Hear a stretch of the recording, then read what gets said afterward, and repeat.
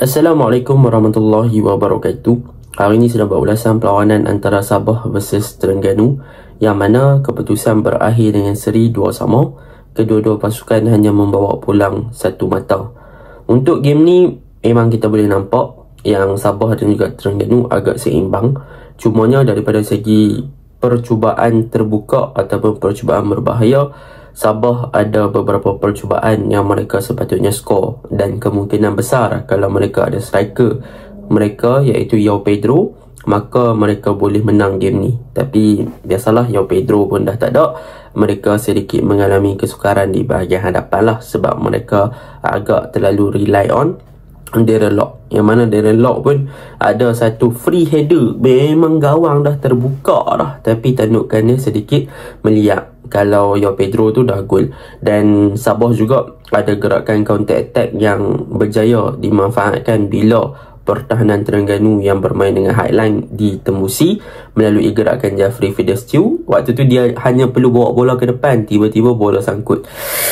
Kalau tak gerakan tu mungkin boleh disudahkan dengan gol lah. Manakala untuk pasukan Terengganu, dari segi open play, game ni boleh dikatakan mereka tak banyak percubaan daripada game-game yang terbuka ataupun open play lah, melainkan gol daripada Ismail Akinade. Sebaliknya, untuk game ni Terengganu cuba untuk memanfaatkan peluang apabila mereka dapat set piece. Contohnya bila mereka dapat free kick dan diambil oleh Safawi Rashid yang terkena tiang, dan akhirnya mereka berjaya menyamakan kedudukan pun melalui corner kick, dan corner kick tersebut masuk disebabkan goalkeeper yang boleh dikatakan kesilapan mudah lah. Jadi tanpa membuang masa, mari kita masuk ke dalam ulasan perlawanan lah. Untuk ulasan perlawanan kali ini, saya akan mulakan dengan pasukan Sabah.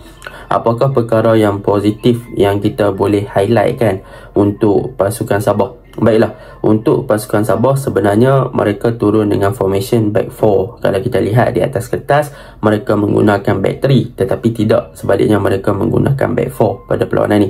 Jadi untuk perlawanan ni macam biasa, disebabkan mereka tak ada Gabriel Perez dan sebagainya, mereka telah menukar untuk dua centre back, iaitu Gabriel Perez digantikan dengan Danny Ting, dan juga Danny Ting digandingkan bersama dengan Rawison Batui lah di bahagian dua centre back. Yang mana bagi saya, bila Danny Ting diletakkan sebagai centre back, which is mereka akan melimitkan ataupun menghadkan pergerakan Danny Ting untuk membantu bahagian kiri jadi lebih ofensif lah. Bermaksud Danny Ting takkan buat overlap, Danny Ting takkan naik atas seperti mana dia selalu main lah. Tetapi benda tu silap. Sebab apa? Sebab mereka menggantikan Danny Ting dengan Ardinesh, which is bagi saya kemasukan Ardinesh, yang mana pada perlawanan lepas lagi Ardinesh diberi peluang untuk bermain, tetapi pada perlawanan semalam diturunkan dalam kesebelasan utama. Ardinesh berjaya membuktikan yang dengan kehadiran beliau di bahagian left back mampu untuk memberi persaingan sehat kepada Danny Ting. Bermaksud dia kata, Danny Ting,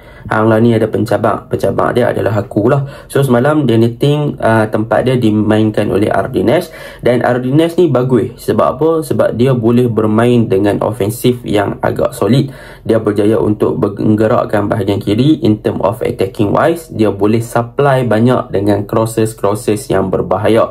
Sebagai contoh, kita kata gerakan yang dilakukan di awal minit, yang mana dia bergandingan dengan S Kumaran, dia punya passes pun on point, dia punya crosses ketika gol, maafkan saya, ketika Darren Lock tanduk free header tu yang tak gol tu adalah benda yang bagus. So Ardinesh ni bila dia naik atas, contribution dia untuk bahagian kiri adalah bukan sahaja pada overlapping, tetapi dia mempunyai crosses ataupun dia ada creativity untuk supply bola ke dalam kotak penalti dengan sangat bagus. So itu yang ada pada Ardinesh, which is benda ni kalau kita lihat dia mempunyai sedikit perbezaan berbanding Danny Ting. Sebab Danny Ting ni dia banyak go inside dalam kotak penalti, dia tak banyak supply the ball dalam kotak penalti. Tetapi untuk Ardinesh dia banyak supply, which is memberi bantuan yang banyak lah ke dalam gawang, jadi ke dalam kotak penalti, dan juga membantu dengan hantaran-hantaran lintang yang baik lah. So Ardinesh punya gameplay memang sangat menarik. Daripada segi defensive side boleh dikatakan dia not bad, tetapi daripada segi tracking back ataupun man marking dia banyak juga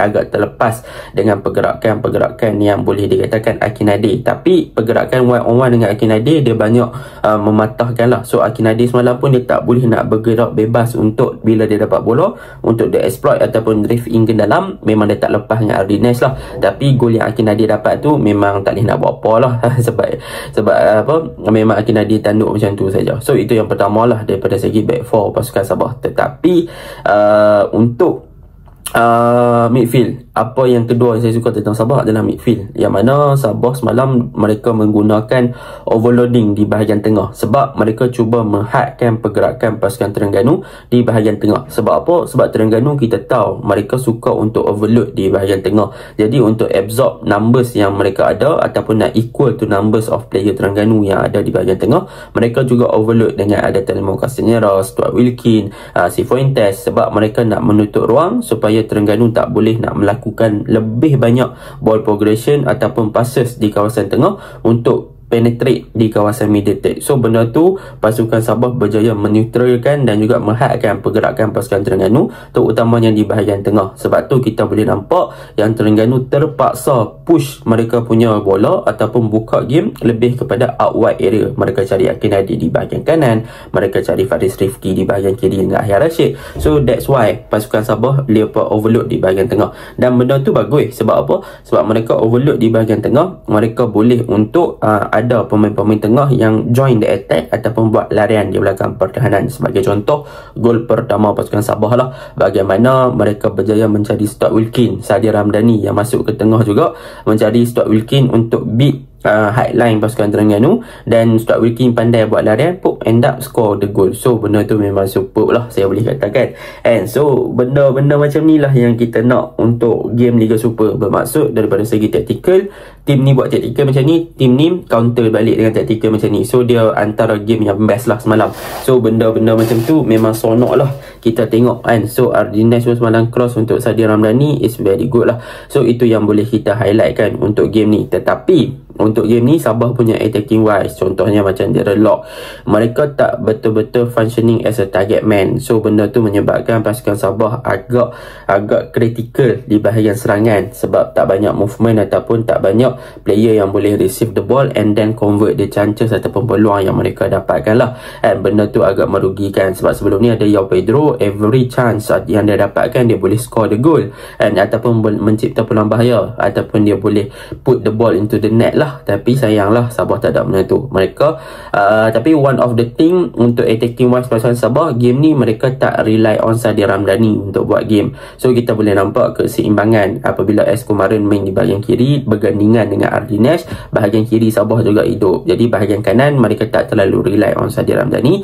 Even Sadir Ramdhani is a key player. Jadi kita boleh nampak momentum yang Sabah cuba buat adalah mereka cuba untuk overhaul the team untuk bermain as a team. So midfield boleh buat peranan mereka, wingback ataupun left back dan juga winger kiri boleh buat peranan mereka, dan Sadir Ramdhani boleh buat peranan mereka. So mereka boleh create variation of attacking lah from both side. So bahagian kanan kiri hidup lah. Cumanya on the certain point adalah target man mereka tak berapa ada. So benda tu yang menjadi persoalan, macam mana mereka nak fix that thing untuk memastikan yang serangan mereka efektif bila mana Yao Pedro tak ada, dan bagaimana mereka nak utilize Darren Lock as a number 9 untuk efektif in this game. Sebab sebelum ni Darren Lock banyak digunakan di bahagian wide area ataupun bahagian winger, lebih banyak di belakang Yao Pedro. So this time Darren Lock yang diletakkan sebagai focal point di bahagian hadapan untuk diguna pakai. So macam mana mereka nak utilize Darren Lock? Mungkin Darren Lock pun dah lama tak main striker balik,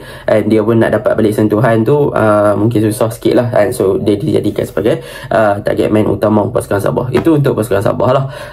Mungkin daripada segi kesilapan yang mereka lakukan, kalau kita tengok gol pertama pun memang mereka lakukan sesuatu yang area 2 tak boleh lepas. Gol kedua kesilapan goalkeeper, which is 2 gol yang Sabah lepas tu supposedly boleh dihalang kan. Benda tu memang boleh dihalang. Kita masuk pula untuk pasukan Terengganu. Untuk pasukan Terengganu senang cerita, mereka turun dengan kesebelasan utama yang agak berbeza di bahagian belakang, yang mana Ubay yang selalu main left back, mereka letak main centre back bersama dengan Syarul Nizam, dan mereka letak Safwan Mazlan main right back. Dan benda yang paling positif side adalah kemasukan Faris Rifki. Sebab apa? Sebab Faris Rifki ni antara player yang saya hypekan daripada season-season lepas kan. Jadi kemasukan Faris Rifki sebagai left back diberi peluang, dia buktikan bila mana dia bergandingan dengan Ahyar Rashid. Sebab Ahyar Rashid dalam game ni dia banyak, ataupun dalam tactical coach Bart ni, dia banyak inverted ataupun dia banyak masuk ke bahagian tengah ataupun half space kiri lah. Jadi bila mana dia banyak masuk covering on the kawasan tengah ataupun half space, dia akan menyebabkan kelompongan di bahagian wide area. Dia tak, Ubay bukannya tak boleh overlap dan sebagainya, tetapi Ubay boleh, tapi untuk covering on that position, untuk stay on the ataupun nak hold the touchline, Ubay is not that typical of player. Dia boleh untuk jadi ball carrier, ball playing defender, bawa bola di atas, tapi untuk dribbling, untuk supplying the ball dengan lebih baik, Faris Rifki is the man untuk buat kerja tu. So bila mana Faris Rifki diturunkan sebagai left back, maka dia menjadikan sesuatu yang menyempurnakan Ahyar Rashid punya peranan untuk covering masuk lebih banyak ke tengah, dan Faris Rifki akan covering on the wide area. So benda tu positif. So semalam kita boleh nampak yang Sadir Ramdhani pun tak boleh banyak bergerak bebas di kawasan kiri sebab ada Faris Rifki yang jaga dia. Cumanya gol daripada Sadir Ramdhani tu memang kita boleh katakan, nak kata miscommunication between the defenders and goalkeepers pun boleh jadi. Nak kata mereka tak aware dengan Sadir Ramdhani ada kat situ pun boleh jadi. Sebab waktu tu mereka macam biar bola tu cross, tak tahu siapa nak ambil, tiba-tiba Sadir bertanduk. So maybe that part was the mistake lah daripada Faris Rifki dengan goalkeeper, ataupun instruction daripada belakang pun tak berapa clear. So kita boleh katakan miscom lah dekat situ, kita simpulkan secara general sahajalah. Tapi di part of that mistake, boleh dikatakan Faris Rifki antara player yang menyelah untuk game ni. So he did very good, very great job lah. Dan untuk bahagian tengah, kita boleh nampak yang Terengganu masih lagi mengekalkan bahagian tengah yang tanpa single pivot ataupun DMF lah, iaitu Norilo dan juga Ott, dan mereka letak Safiur Rashid on the number 10. Jadi untuk game ni boleh dikatakan ketiga-tiga midfield is very good, or even pasukan Sabah cuba untuk overload bahagian tengah, tapi ada a few times yang pasukan Terengganu berjaya untuk control ataupun dictate the tempo di bahagian tengah untuk bermain dengan short passes dan sebagainya, and very good lah. Cumanya mereka tak boleh buat macam tu banyak sangat, dan mereka terpaksa supplying the ball on the right side. Jadi boleh saya katakan Akinade untuk game ni antara game yang dia tak banyak menyelinap ataupun rotate dia punya position untuk masuk ke tengah. Dia banyak stay on out wide untuk receive the ball, sebab pasukan Terengganu akan banyak change side ataupun open the game on out wide untuk cari Akinade. Dan untuk Ahyar Rashid punya peranan macam biasa, dia akan masuk lebih ke tengah, and he's very effective lah dalam game tactical plan macam ni, dan dia berjaya cipta satu assist. Cumanya the whole point ataupun permasalahan yang paling ketara untuk Terengganu is Bonella. Untuk game ni Bonella tak efektif berbanding game-game sebelum ni. Bonella very efektif juga daripada segi off ball movement, attract defense dan sebagainya. Tapi untuk this game boleh dikatakan Bonella is not very effective, menyebabkan dia banyak mensia-siakan pergerakan. Disebabkan itulah di second half dia dikeluarkan sebab memang dia tak function, and so bila mana striker tak function, memang payah nak buat. So mereka terpaksa rely on Ott untuk covering on the number 9 dan Safiur Rashid as a backup striker. Tapi untuk game ni Safiur Rashid is very improve lah. Dia ada percubaan dan sebagainya, so dia dapat balik dia punya confidence level, and paling penting kaki kiri dia masih berpisah. So benda tu yang bagus lah untuk pasukan Terengganu. Tetapi untuk dua gol yang Terengganu lepaskan tu, memang boleh nampak apa kelemahan mereka. Mereka satu aware punya defending side lah. Mereka kena tingkatkan kesedaran daripada segi track back ataupun daripada segi hantaran-hantaran lintang untuk pasukan lawan buat, untuk mereka tak miscom ataupun tak tahu siapa yang nak attack the ball ataupun nak clear the ball lah. Yang kedua, mereka punya highline defending boleh memakan padah, contoh gol pertama. So mereka perlu avoid that kind of mistake lah, sebab bila main highline ni high risk. So high risk dia akan menyebabkan outcome yang agak berbahaya pada team. So macam mana mereka nak fit that thing, mereka perlu ada chemistry dan juga communication yang paling penting lah. So benda tu yang mereka perlu avoid lah. So daripada segi pace, mereka boleh covering, kalau mereka boleh recover pace mereka untuk track back striker lawan yang buat larang belakang pertahanan untuk beat highline, ataupun pemain lawan yang buat hantaran di belakang pertahanan, so mereka boleh fix that thing lah. Tapi overall highline Terengganu ni bukan saja game ni bermasalah, tapi dah beberapa game. So benda tu yang mereka perlu aware lah. Daripada segi attacking wise, number 9 sama masalah macam Sabah lah. So senang cerita, kelemahan ataupun kekurangan kedua-dua pasukan. Dan Brunei yang tak berapa nak efficient in term of nak convert the chance. Macam Terengganu, dia tak boleh nak simply untuk combine ataupun bentuk combination play dengan baik dan tak boleh blend in dengan pasukan. Tapi untuk Sabah tak boleh nak convert the chance yang dia dapatkan. So it's a different sikit, tapi permasalahannya as a Brunei bila mana game plan mereka berpaksikan kepada striker. So itu je lah ulasan saya. Assalamualaikum.